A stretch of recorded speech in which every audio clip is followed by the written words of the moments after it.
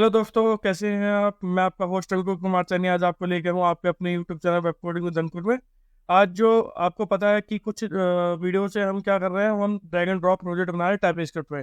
तो last video में मैंने आपको दिखाया था कि कैसे हम बाइंड को यूज कर सकते हैं अपने फॉर्म वेरिएबल के साथ और वेरिएबल को उसकी वैल्यू को एक्सेस कर सकते हैं। आज हम बात करेंगे, आज हम उसी काम को एक ऑटोमैटिक डेकोरेटर क्रिएट करेंगे और उसके बेस पे हम ऑटोमैटिक डेकोरेटर के हेल्प से मैनुअली बाइंड ना करके ऑटोमेटिकली बाइंड करेंगे। तो चलिए देर ना करते वीडियो को स्टार्ट करते हैं, जिसका नाम है creating and bind and creating and जिसका नाम है creating and using automatic decorator in TypeScript.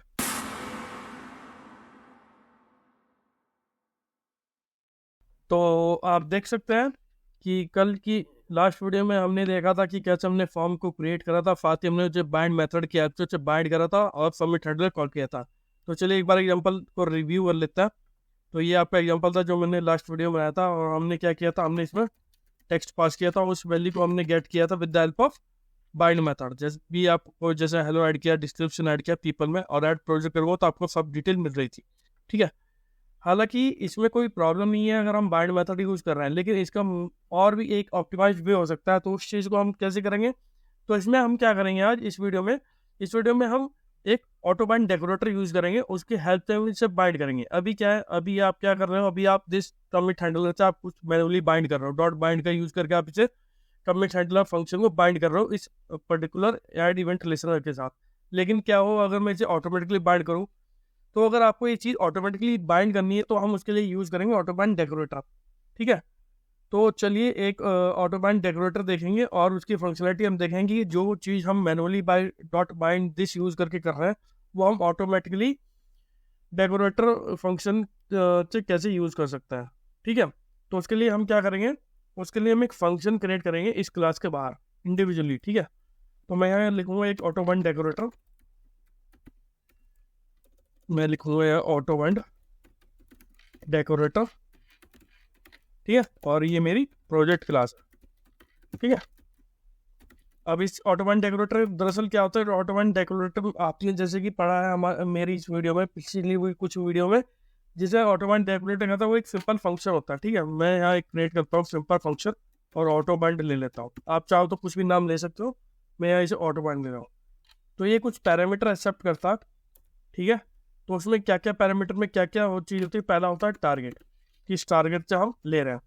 ठीक है, तो टारगेट क्या होगा, मेरे पास कुछ नहीं है तो मैं इसे एनी लूंगा। फिर उसके बाद होता है मेथड नेम, मेथड नेम भी मैं एनी ले रहा हूँ। और आखिरी में होता है प्रॉपर्टी, क्योंकि प्रॉपर्टी डिस्क्रिप्टर की आता हूँ, जो भी मेथड प्रॉपर्टी उसका हम यूज़ कर रहे हैं, तो मैं क्या करूँगा, जो प्रॉपर्टी डिस्क्रिप्टर लूँगा। तो मैं इसे प्रॉपर्टी ना करके मैं इसे डिस्क्रिप्टर ले लूँगा। ठीक है, डिस्क्रिप्टर नाम चाहिए रहेगा, तो डिस्क्रिप्टर लिया और मेरा ये है प्रॉपर्टी डिस्क्रिप्टर। तो प्रॉपर्टी डिस्क्रिप्टर आ गया, तो प्रॉपर्टी डिस्क्रिप्टर आ गया। ठीक है, तो ये चीज़ हो गई डिस्क्रिप्टर। तो है मेरी तीन चीज़ें हो गई, टारगेट, मेथड नेम और डिस्क्रिप्टर। ठीक है, तो अभी ऑटोमैन डेकोरेटर को हम बाइंड कैसे करेंगे, तो हम मैंने बताया कि ऑटोमैन डेकोरेटर की हमने किस पे बाइंड करेंगे, तो हम बाइंड करेंगे अपनी इस मेथड पे। अभी आप यहाँ आपको कुछ एरर देखने को मिल रहा है, तो अभी आप ये हम उस पर नहीं जाएंगे और हम बाद में चेक करेंगे। ठीक है, तो अभी मैं कहाँ यूज़ करूँगा अपने ऑटोमैन को, कहाँ बाइंड करूँगा, तो मैं यहाँ से यहाँ लिखूंगा अपने सबमिट हैंडलर के ऊपर @ हमेशा जब भी डेकोरेटर आप यूज़ करोगे अपने किसी मेथड, प्रॉपर्टी या फंक्शन पे, तो आपको @ यूज़ करना पड़ेगा। ठीक है, तो मैं और आप ये देख सकते हो, जब आप जैसे @ करा आप यहाँ देखोगे आपको ऑटो बाइंड ऑलरेडी मिल जाएगा। ठीक है, तो आप एंटर करके इसे बाइंड कर सकते हो। तो ऑटो बाइंड डेकोरेटर हो गया।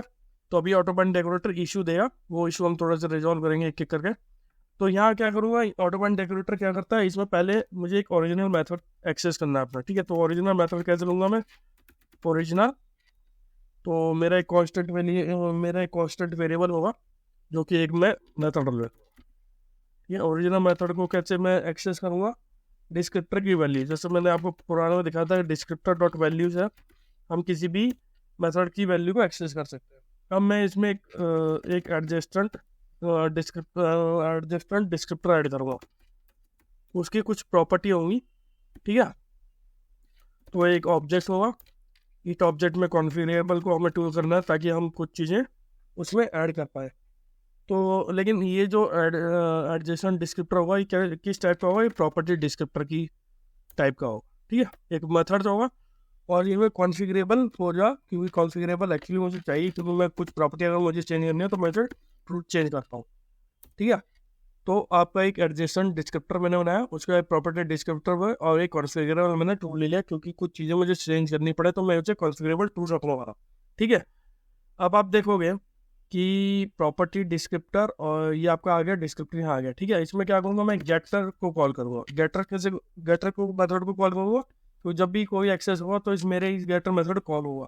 ठीक है, तो मैं इसमें एक बाउंड फंक्शन लेने वाला हूँ, बाउंड एफ एन लूँगा। बाउंड एफ एन से क्या करूँगा, मैं अपने ओरिजिनल मेथड को बाइंड करूँगा। ठीक है, ओरिजिनल मेथड यहाँ क्या है मेरा, सबमिट हैंडल, तो बाइंड करूँगा with the help of bind this. ठीक है, ये मैं इसे बाइंड कर दिया। इसे बाइंड करने के बाद क्या करूँ, इस फंक्शन को रिटर्न कर दूँ। ठीक है, दरअसल ये क्या है, ये एक तरह का ये कि आपका जो ओरिजिनल मेथड है उसमें उसे हमने बाइंड किया with the help of getter method से। ठीक है, जैसे मेरा बाउंड फंक्शन है, ये जब एडजस्टेड हो जाएगा तो मैं इसे रिटर्न कर दूंगा, रिटर्न करके कैसे, रिटर्न एडीजे डिस्क्रिप्टर, बस सेव करो। ठीक है, सेव करो। ठीक है, अभी हमने इसे सेव किया, तो अभी देखता हम ऑटो बाइंड फंक्शन हमें ऑटो बाइंड डिस्क्रिप्टर से हमें मिल रही है दो चीज़ें। देखते हैं ऑटो बाइंड से हमें क्या क्या चीज़ें मिल रही हैं। एक हमें ऑटो बाइंड मिल रहा है, ऑटो बाइंड क्या कह रहा है देखते हैं पहले से। अनएबल टू रिजॉल्व मतलब decorative when called an expression the runtime invoked to work by the decorative aspect 3। ठीक है, कोई नहीं, वो अभी हम देख लेते हैं कि हमें क्या प्रॉब्लम है। एक्चुअली अभी क्या प्रॉब्लम आ रही है, अभी ये हमारे पास अभी हमने ये जो टारगेट और मेथड नेम लिया है जो हमें इस पर्टिकुलर पैरामीटर ऑटो बाइंड में मिलेगा, उसका यूज़ हम कहीं नहीं कर रहे हैं। अब इसका एक तरीका है, उसका एक तरीका ये है, अगर आप नहीं चाहते कि ये यूज हो तो मैं क्या करूँगा, मैं टीएस कॉन्फ़िग में जाके ऑन पैरामीटर से रिलेटेड एक प्रॉपर्टी होती है अनयूज्ड पैरामीटर, तो मैं अगर इसे फॉल्स कर दूंगा, ठीक है, तो आप जब इसे सेव करोगे तो आप देख सकते हो कि कंट्रोल में आपके कुछ चीज़ें अब आपको खाली ऑटो बाइंड का आ रहा, अब आपको अपनी इस ऐप डॉट टी एच में ये आपको नहीं मिलेगा। तो इसलिए लेकिन मैं ऐसे नहीं करना चाहता, मैं इसे वापस ऐसे ही करूँगा। ठीक है, जाते हैं ऐप डॉट टी एच में, तो मैं टारगेट को क्या करूँ, अंडरस्कोर दे दूंगा और मेथड नेम को अंडरस्कोर 2 दे दूंगा। इसका मतलब ये है, मुझे बताना है टाइपस्क्रिप्ट या जावास्क्रिप्ट को कि ये जो आपके मेथड में रिसीव कर रहा हूँ मुझे अपने इसमें यूज नहीं करने हैं, उसी से मैंने इसे अंडरस्कोर 1 और अंडरस्कोर 2 दे दी। ठीक है, तो इस तरह से आप देख सकते हो ये आपकी वैल्यू पास ऑन हो गई। ठीक है, अब चेक कर रहे हैं, अब हमें क्या अब हमें इसे हमने सेव कर दिया, तो अब देखते हैं हमें क्या मिल रहा है एरर। अब हमें ऑटो बाइंड का कुछ एरर मिलता, देखते हैं ऑटो बाइंड हमें क्या दे रहा है। ऑटो बाइंड कह रहा है unable to resolve signature of method decorator when. अच्छा ओके, अच्छा इसमें हमने डेकोरेटर वो हमने अगर डेकोरेटर का हमने इनेबल नहीं किया और इसलिए हमें प्रॉब्लम खड़ी कर रहा है वो। तो यहाँ आप देख सकते हो आपको कुछ एरर देखने को मिलती है, तो हम धीरे धीरे रेक्टिफाई करते हैं ना। तो आप देख सकते हैं यहाँ ऑटो बाइंड आपको ओपनली प्रॉब्लम आ रही है कि ऑटो बाइंड क्या दिखा रहा है। तो ऑटो बाइंड में क्या है, ऑटो बाइंड में ये प्रॉपर्टी डिस्क्रिप्टर की बात हो रही है, तो उसमें क्या प्रॉब्लम क्या है, ये प्रॉब्लम दरअसल इसलिए आ रही है, अगर आप देखोगे कि जो हम टी एस कॉन्फ़िग में जाओगे तो यहाँ हमने एक्सपेरिमेंटल डेकोरेटर को कमेंट किया, तो हम क्या करेंगे, अनकमेंट कर देंगे। अनकमेंट करने पे क्या होगा, एक्सपेरिमेंटल एनेबल कर देगा एक्सपेरिमेंटल सपोर्ट डेकोरेटर को। ठीक है, अगर आप देखोगे तो फाइल एरर आपके 0 आ गए। ठीक है, लेकिन आपको एक और चीज़ ठीक करनी पड़ेगी यहाँ, तो आपको यहाँ एनी के बजाय यहाँ एक स्ट्रिंग भी लेनी पड़ेगी, क्योंकि मेथड नेम मेरा एक स्ट्रिंग था, इसलिए मैंने टाइपिंग मिस्टेक है, ये एनी के बजाय स्ट्रिंग लेनी पड़ेगी। तो ठीक है, ये आपका एडजस्टेंट डिस्क्रिप्टर और ये सब आ गया। ठीक है, तो अब अगर मैं इस प्रोजेक्ट उसे रन करूँगा तो आप देख सकते हैं कि अभी तक हमने क्या किया, हमने अपने अच्छा इस बाइंड दिस मेथड को हम रिमूव कर देंगे ऑलरेडी। ठीक है, इस बाइंड मेथड को हमने रिमूव कर दिया और हमने उसके लिए एक डेकोरेटर बनाया जो कि नाम है ऑटो बाइंड डेकोरेटर, और हमने एक फंक्शन लिया जिसमें हम टारगेट और मेथड नेम लिया था, पर उस पैरामीटर का हम यूज नहीं करते, इसलिए हमने अंडरस्टैंडिंग करने के लिए अंडरस्कोर 2 करके हमने दे दिया। बाद में डिस्क्रिप्टर ले लिया और जिस भी प्रॉपर्टी जो भी मेथड होगा उसकी प्रॉपर्टी डिस्क्रिप्टर वो सब चीज़ें हमें मिल जाएंगी। बाद में फिर उसके फंक्शन में हमने ओरिजिनल मेथड से उसकी वैल्यू ली, फंक्शन मेथड की जो ओरिजिनल वैल्यू है उसकी, ठीक किस मेथड पे चल रहा, फिर हमने एडजस्टेड डिस्क्रिप्टर क्रिएट किया एक प्रॉपर्टी डिस्क्रिप्टर के बेस पे, उसे कॉन्फिगरेबल उससे ट्रू रखा और गेटर मेथड कॉल किया जिसके उसमें एक बाउंड फंक्शन जो कि ओरिजिनल मेथड को हमारे बाइंड करेगा with the help of this को बाइंड कर देगा हमारे ओरिजिनल मेथड के साथ और रिटर्न कर देगा उस गेटर में फाउंड फंक्शन। और हमने एडजस्टेंट डिस्क्रिप्टर को रिटर्न कर दिया। अभी ऑटो बाइंड डेकोरेटर को हम अपनी सबमिट हैंडलर पर यूज कर रहे हैं एट द रेट करके। ठीक है, ये देखिए आप ऑटो बाइंड डेकोरेटर की यूज किया। ठीक है, अब हम इसे रन करके देखते हैं। ठीक है, तो रन कर दिया तो ये आपका आ गया। तो अब हम यहाँ वैल्यू को टाइप करेंगे, तो हेलो लिखेंगे।